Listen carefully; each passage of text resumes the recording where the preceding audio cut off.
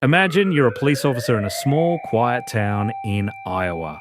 It's late on a Friday night and you get a call about an attempted burglary. You're expecting a high speed chase or maybe a tense standoff with a couple of masked men. You pull over a car matching the description, but when the driver rolls down the window, you don't see a ski mask or a bandana.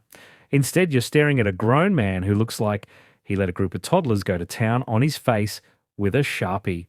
He's got scribbles, a fake beard, and a mask literally drawn onto his skin in thick black ink. You're trying to be professional, but in the back of your mind, you're wondering, did they actually think this would work? Or did they run out of budget for a $5 mask at the gas station? This is Joey Miller and Matthew McNelly. Back in 2009, these two were living in Carroll, Iowa, a town so small and safe that masked burglars are usually the biggest news of the decade. Matthew was 23 at the time, and Joey was just 20. Neither of them had high-flying careers in tech or finance. They were just local guys who apparently spent a bit too much time at the bottom of a bottle.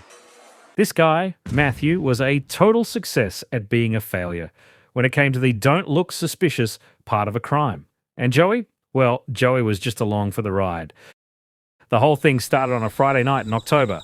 Now, Carroll isn't exactly a den of iniquity, but Matthew had a problem. See, this guy seriously loves drama, especially when it involves his girlfriend. Word on the street, or at least the tea being spilled in their social circle, was that a man living in a local apartment was seeing Matthew's girlfriend.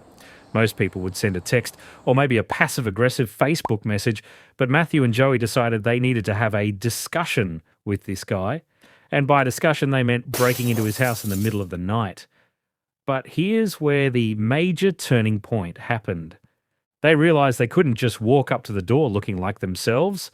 They needed disguises. But apparently, a trip to the local store for a pair of pantyhose or a cheap mask was too much work. Instead, they found a permanent marker. Yep, a Sharpie. They sat in their 1994 Buick Roadmaster and began to meticulously draw masks on each other's faces. Matthew went for a full-on blackened-out face look, while Joey went for a more clockwork orange meets Catwoman vibe with scribbles around his eyes and a fake beard.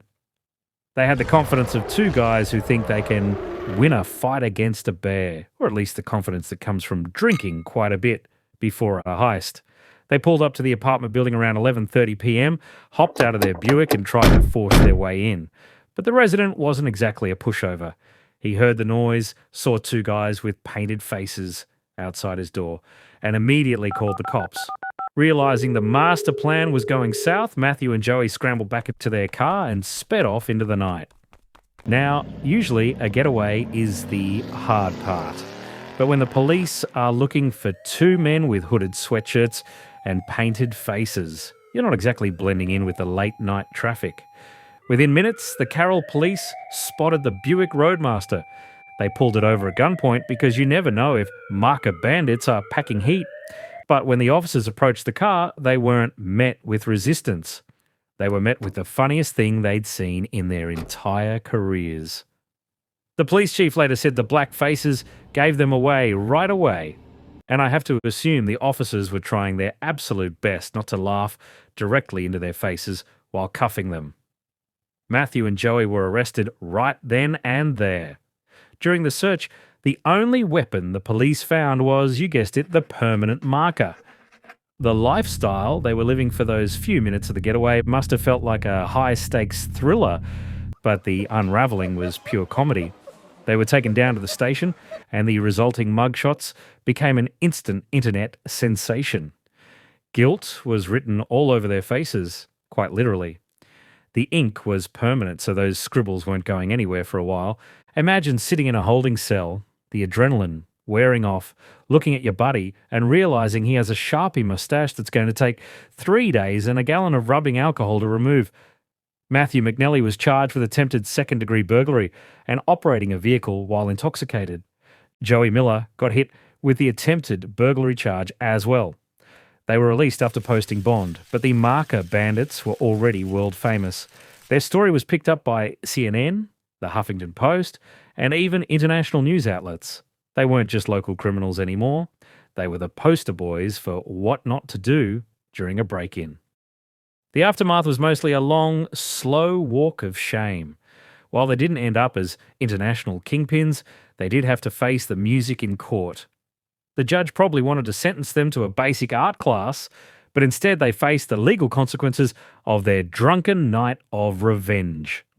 Today, they've mostly stayed out of the spotlight, likely hoping everyone forgets those mugshots, though the internet never truly forgets. Matthew and Joey are reportedly back to living normal lives in Iowa, hopefully having traded the Sharpies for something a little less permanent. If you were caught in a high-speed chase and realised the only thing disguising you was a Sharpie moustache, would you try to wash it off with your own spit before the cops reach the window, or just lean into the look?